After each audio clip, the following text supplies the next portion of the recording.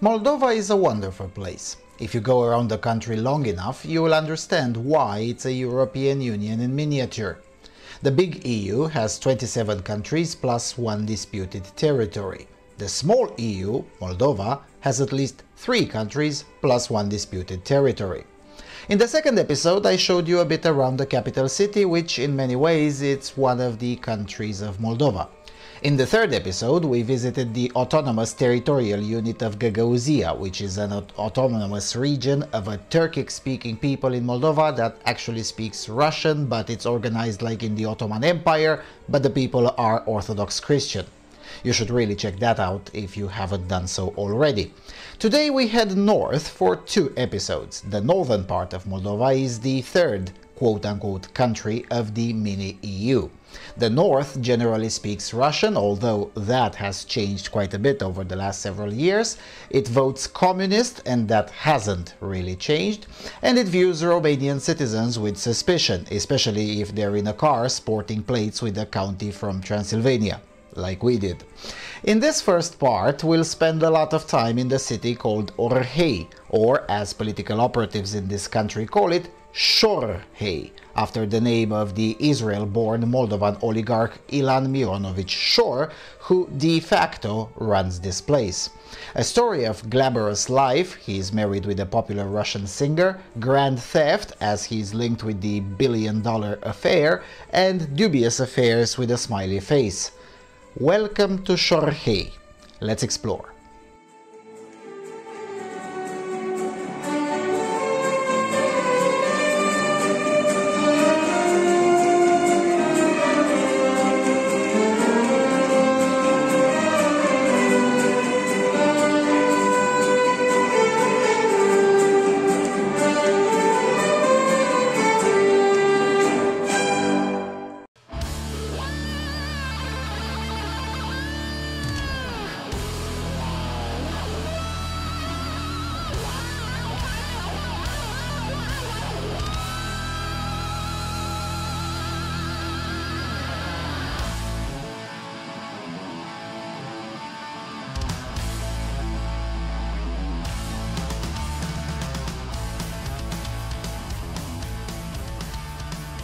Hello everyone, and welcome to the 4th featured installment of Knowing Moldova.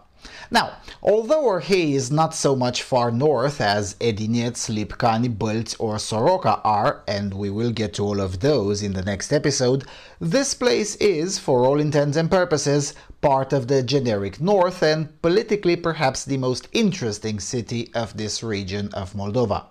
With just 21,000 people, according to the 2014 census, and just 45 kilometers north of the capital city, Orhei should be unremarkable, or perhaps a soon-to-be remote suburb of the capital city.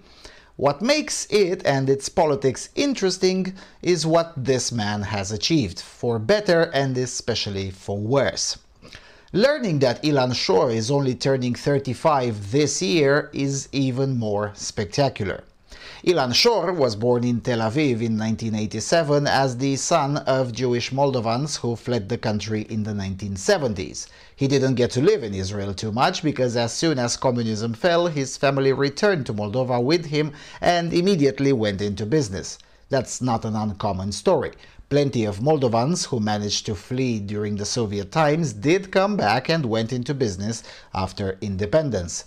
Where Shor stands out is with and through his success. So, this guy started with a small mobile phone store, ended up controlling 3 banks, founded and ran a football club with which he broke the Chișinău-Tiraspol duopoly, ran for mayor and won with over 60% in the first round, modernized this city to make it arguably the cutest in the country, or at the very least quite coquettish when compared to the rest of the northern region, then got arrested, then released, and then founded his own party and got into the parliament twice in a row in 2019 and 2021 on an openly Bolshevik and pro-kolkhoz platform. And all of that before turning 35. In many countries, you can't even run for a chamber of the parliament until you're 35 years old.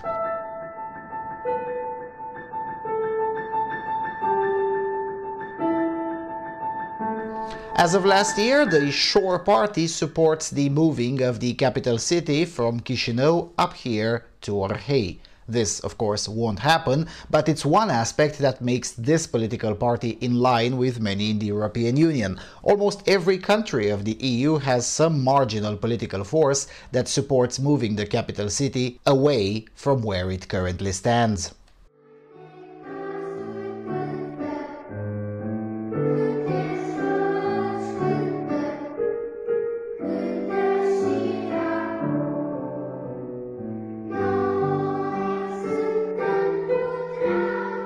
Now, we'll get back to the local baron, but let's mention a few things about the city itself. So, the area in which the city is located has been inhabited for more than 2,500 years. And it was conquered, destroyed, rebuilt, lost, destroyed, and built again for so many times that archaeologists and history buffs are having a field day here, as well as the town Soroca, which we'll cover in the next episode. The funny part is that the place here was destroyed for the first time by Germanic tribes around 200 BC, because there's always a German problem somewhere. On a more serious but equally true note, Orhei, as we know it today, starts in the 14th century when the Tatar invasions were wreaking havoc in the area and the medieval state of Moldova decides to put a permanent military guard here to stop that. Fun fact, the first troops that stationed here were a mix of Seikei troops and locals. The Seikeis were, at the time, just like now, a population group that spoke Hungarian and Romanian. So they named the town as it's still called today. There are three theories for the origin of the name. Two of Hungarian origin and one local, but they all point towards the same thing. The most common etymology of the town's name is the one from the agglutination of two Hungarian words, var, which is city or citadel, and hei, which is place, Varhei. The second is from the Hungarian words which means guard, and the same hei, which is again place. This second one seems more logical since this town was founded as a guarding outpost. The third one is from the local dialect, which, according to linguistical analysis from the 1500s and then reconfirmed in the 1800s and the 1930s, the word Orhei was for abandoned fortified hill. Now, you pick your favorite etymology. Most likely it's a combination of the three. Either way, the Soviet Union didn't like any of them, and just like they did in Gagauzyia or in the case of Bender, they pushed a theory according to which the name of the town comes from a Tatar dialect. The purpose was to avoid any Western origin of as many places as possible in Moldova, so the Romanian or the Hungarian etymology was thus politically incorrect for the USSR. In this case, however, the Soviet push for a Tatar etymology was so ludicrous that it didn't stick, not even with the most hard line of the apparatchiks. In any event, the outpost's close proximity with the Dniester River, which at the time was connecting Central Europe with the Mediterranean and the Far East, meant that the place did not remain just an outpost for too long. So by the 15th century it was already a town of strategic importance, not just for the medieval state of Moldova, but in the wider geopolitics of the area. Of the current Republic of Moldova, it is either the oldest or the second oldest town, depending on which date you choose to believe, for the founding of Tighina Bender. But we'll get back to that in the episodes about Transnistria. Anyway, long story short, the town stays highly important until the 1830s, when, under the Russian Empire, it is promoted to uyezd status, kinda like a county in Western administrative law. However, it also started declining in importance from 1830s onwards, as other bigger economical centers were already growing in the area, such as Tighina, Bâlți, and of course Chisinau. With that said, it remained quite important all the way till 1947, when the Soviet Union imposed their administrative model and the city then became just another kolkhoz. The reason I'm mentioning all of this is because the current local baron, Ilan Shor, has been very good at using these historical elements to gain and maintain power in the region, coupled, of course, with the good old tradition of just buying up votes and maintaining a captive electorate.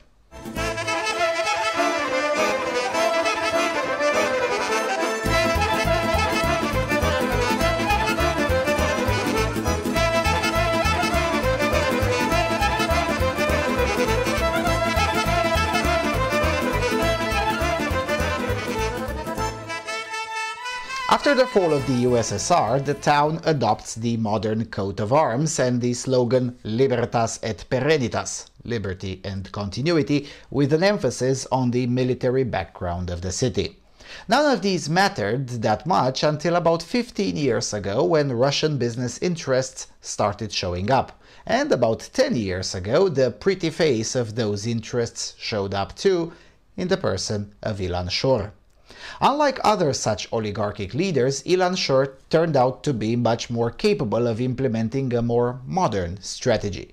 Leaders like these exist all over the ex-Soviet Union, but they generally limit themselves to low-tier corruption and outright buying up votes to gain and maintain power.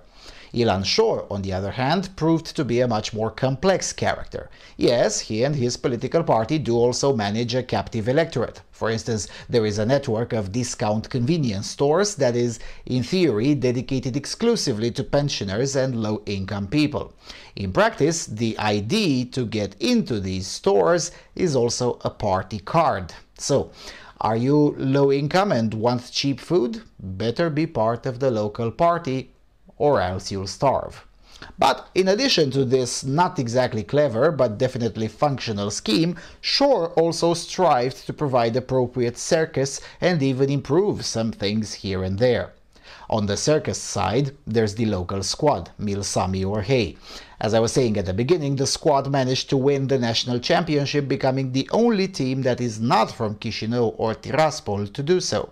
Since then, they've been runners-up twice and 3 times ended up being the third.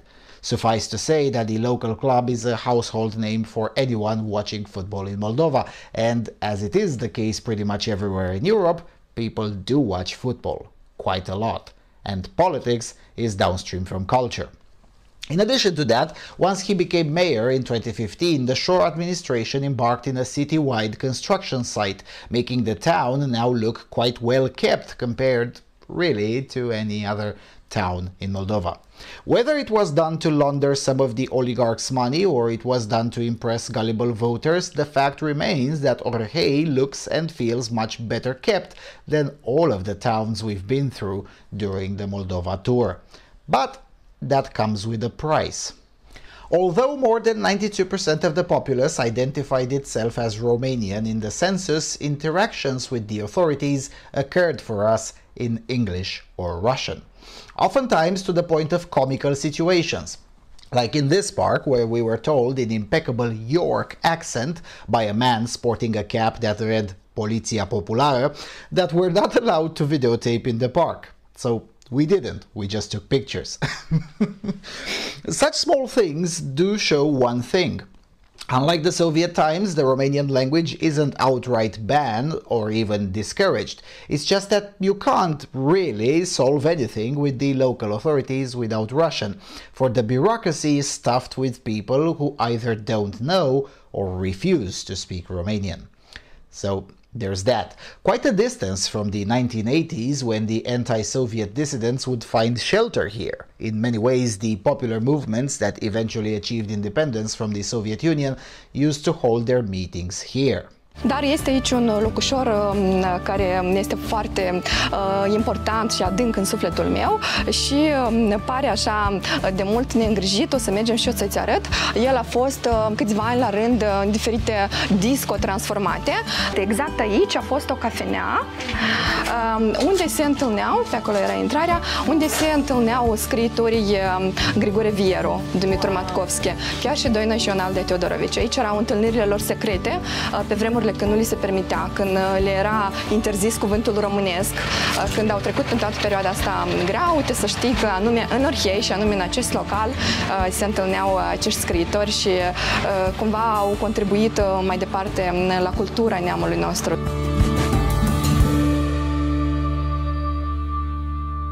What you've just seen is a small fragment of a clip made in October 2020 about Orhei. It's in Romanian with Russian subtitles, so if you know any of these two, you should watch it for a touristy perspective of the town. Now, back to politics. It should be noted that Ilan Shore's stint as a mayor was not just a power play, but also a way to divert attention from the criminal proceedings against him. Just before he ran for office, he was under house arrest for his alleged involvement into what the English language media calls the 2014 Moldova bank fraud scandal, which is such an impersonal name. The Romanian language media in Moldova calls it the dreidel operation, and the one in Romania calls it the billion-dollar laundromat. What I'm saying is that the English language media dubbed this slightly less honestly. But maybe I shouldn't say this, because Ilan Shore also complained about this when the BBC profiled him in 2015 at the height of the scandal. Long story short, $1 billion simply disappeared from 3 Moldovan banks: the Social Bank, Unibank, which was run by Ilan Shore's close friends, and the Savings Bank, where Ilan Shore was the chairman of the board.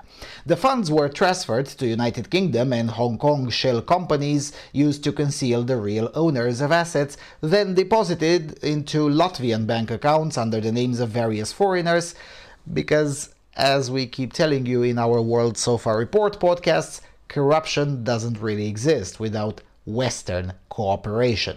But of course you won't hear much about that in those NPC tier reports that the British government issues, where it pretends to be concerned about corruption in Eastern Europe, whilst never mentioning that the United Kingdom itself is an integral part of that. This instance became famous through its scale. $1 billion was, at the time, more than 1/8 of Moldova's GDP, and the loss was paid for, of course, by Moldovan taxpayers, as the banks were bailed out from state reserves, as always. To make things more spectacular, in addition to shady practices that allowed this to happen to begin with, a van belonging to Klasica Force, a company owned by Shore, while transporting 12 sacks of bank files, was stolen and burned on November the 27th, 2014. Mysteriously, around the same time, records of many transactions were deleted from the bank's computers. It was, to put it bluntly, the perfect crime. And I say this since almost nobody relevant got punished for it till the present day, and the alleged mastermind, Ilan Shore himself, well, has parliamentary immunity. In addition to that, following his successful term as mayor of Orhei, Ilan Shore has positioned himself as a favorite to continue to be in the Moldovan parliament and thus benefit from the coveted immunity. And this was proven again in 2021 when the Shore party got 6 seats in the new legislative. One less than in the previous one, but just enough to ensure Ilan Shore's personal immunity from further persecution. In a way, he took liberty and continuity motto of the city quite personal. 2 days before the election, a soon-to-be MP for the Action and Solidarity Party, which won 63 seats out of the 101 legislative body, was saying the following about Shore. Da, eu în această campanie am avut un rol să fiu coordonator pe voluntari, pe echipele mobile care plecau în teritoriu și un accent foarte mare am pus pe Orhei. Deci noi în fiecare zi ne porneam echipe în Orhei, în sâmbătă și duminică în special, și noi în fiecare sat de multe ori am ajuns, la fiecare parte de câteva ori am bătut și cu fiecare persoană din Orhei voluntarii noștri au vorbit. Da, campania nu și la Orhei am făcut cea mai intensă, anume cu scopul ca să-l ținem pe Shore sub prag. Și asta voiam să întreb cum a fost experiența și cum gândesc oamenii de fapt. Narativul pentru mulți este că el fură, dar ne dă și nouă. E că expresia asta este una care o uz destul de des la Orhei. Că el fură, tăiață știu că el fură, asta nu este secret pentru niciun om, dar anume că mai construiește drumuri, mai vinde și pâinea mai ieftin într-un magazin social, pentru mulți este convingător. Deci, în Moldova, politicienii noștri au fost așa că așteptările la un politician este cel puțin, dacă fură, să măcar dă și la oameni.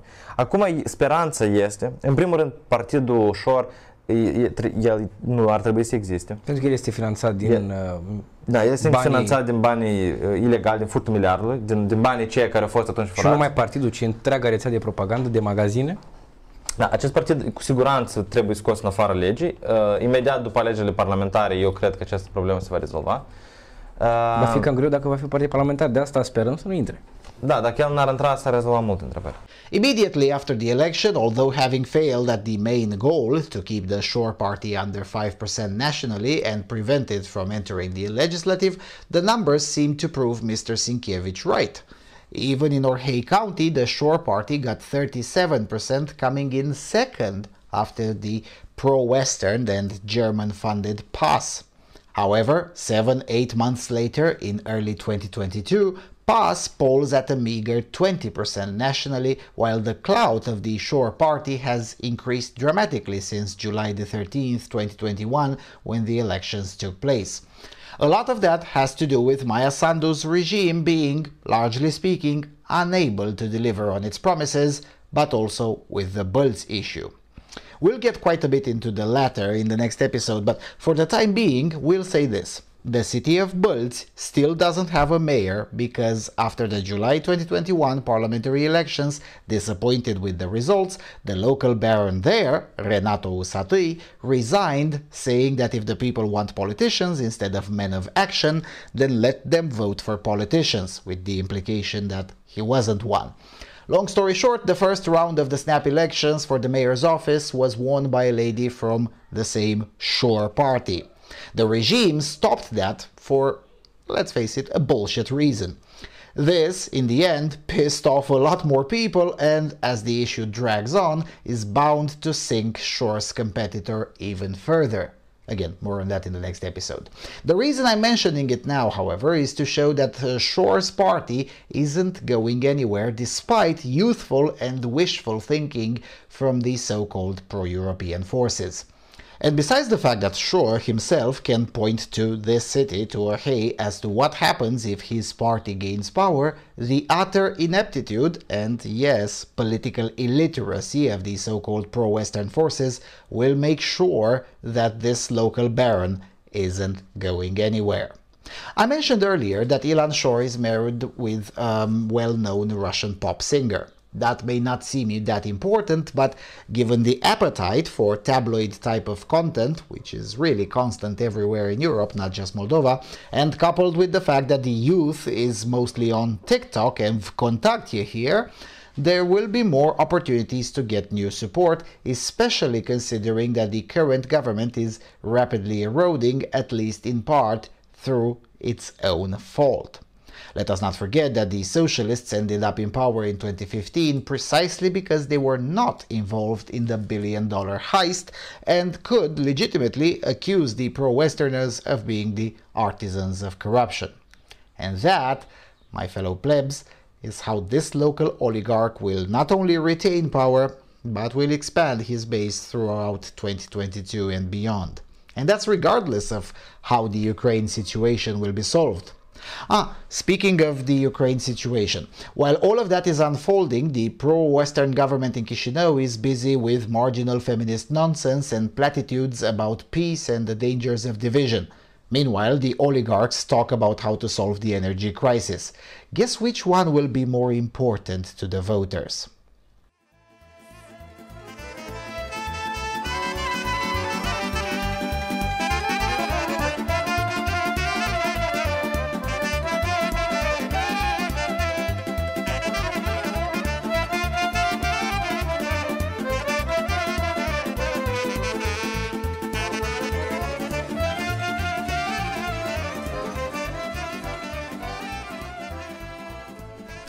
And with that, I'll wrap this episode up. In the next episode, we'll cover Bălți and the rest of the North. Politically, the North's narrative is de facto dictated by Orhei, which is why I made the whole episode just on it. Economically, the North's development is dictated by Bălți for the most part, and I'll show you around that in the next episode, which will also be a bit longer. But until then, thanks a lot for watching. Don't forget to subscribe. Visit our website, freedomalternative.com, to keep up with the podcasts, which we no longer routinely publish on YouTube. And if you like what we do, please consider a donation. Oh, and send me to the Gulag too. Thanks a lot, and I'll see you soon on the Freedom Alternative.